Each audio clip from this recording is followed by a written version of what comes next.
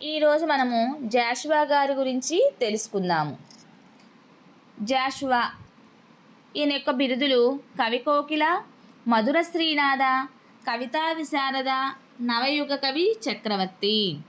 ఇక గబ్బిలము వర్ణ వ్యవస్థను నివారించే కావ్యము గబ్బిలము. తాజ్మహల్ ఫిరదౌసి విషాదాంత కావ్యము, ఫిరదౌసి విషాదాంత కావ్యము. అలానే ముసాఫిరులు ఇది కూడా జాషువా గారి యొక్క కవిత్వము. ఇక క్రీస్తు చరిత్ర కేంద్ర సాహిత్య పురస్కారాన్ని పొందినటువంటి రచన. క్రీస్తు చరిత్ర కేంద్ర సాహిత్య పురస్కారాన్ని పొందినటువంటి రచన. ఇక జాషువా గారి భావకవిత్వము నవ్యత. భావకవిత్వంలో మౌలిక లక్షణాలుగా పరిశోధనల వల్ల మనకు గోచరించే అంశాలను తెలుసుకుందాము. ఆత్మాశ్రయ రీతి. ఆత్మాశ్రయ రీతి భావకవిత్వంలో ఆత్మాశ్రయ రీతికి అధిక ప్రాధాన్యతనివ్వడం జరుగుతుంది. ఉదాహరణకు, నేను మరణించుచున్నాడా, నశింప చెమ్మగిల్లి నయనంబు లేదు అని. రెండవది, ఆకులో ఆకునై ఆత్మాశ్రయ రీతిలో ఉన్నటువంటి కావ్యాలు. ఇక వస్తునవ్యత భావకవుల కావ్యాల్లో సామాన్య జనానిక కవుల కావ్యాల్లో సామాన్య జనానికం, వారి కష్టసుఖాలు, జీవన విధానాలు చిత్రించడం, వారే కావ్యనాయికగా నాయకులవ్వడం, బాహ్య సౌందర్య వర్ణ కాకుండా అంతరంగిక సౌశీల్యాలను వర్ణించడం ఉంటుంది. ఇక భావనవ్యత.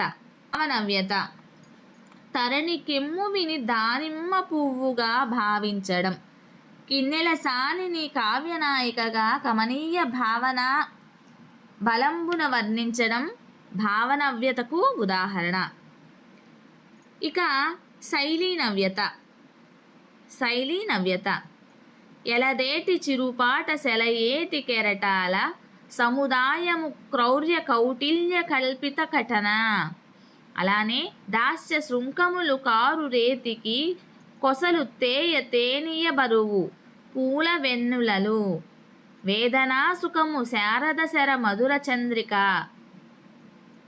అంగుళీ కిశలయమై. శైలి నవ్యతకు ఇవన్నీ కూడాను ఉదాహరణలు.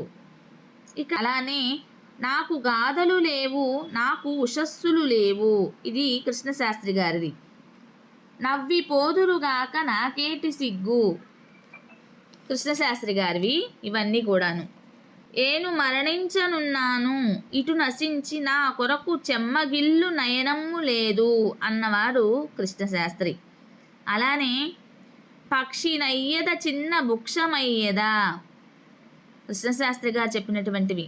ఆకులో ఆకునై, పువ్వులో పువ్వునై, కొమ్మలో కొమ్మనై, నునులేతరెమ్మనై అని పాట ద్వారా తను తెలిపిన వారు కృష్ణశాస్త్రి గారు.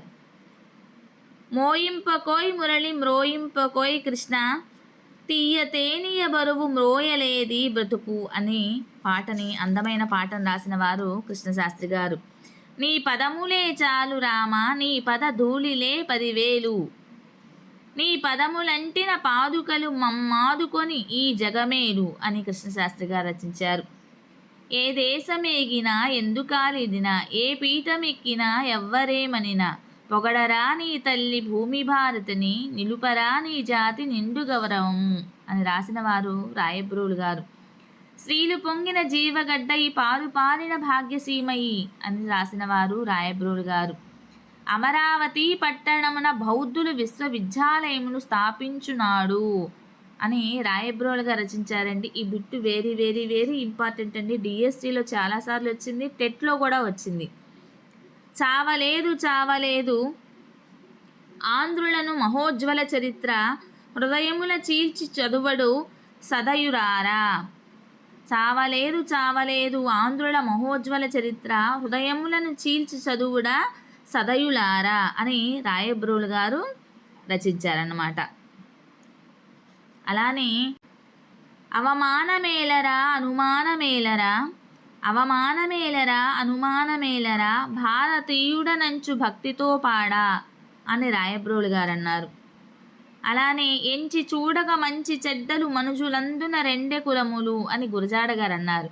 మనిషి చేసిన రాయి రప్పకి మహిమ కలదని సాగి మ్రొక్కుచు మనుషుల కంటే రాయి రప్పల కన్నా కనిష్టంగాను చూస్తావేల బేల అని గురజాడ గారు చెప్పారు.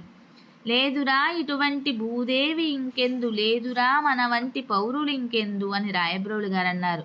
ఏ పూర్వపుణ్యము ఏ యోగ బలము జనించినాడని స్వర్గఖండమున రాయబ్రోలు గారు రచించినటువంటిది.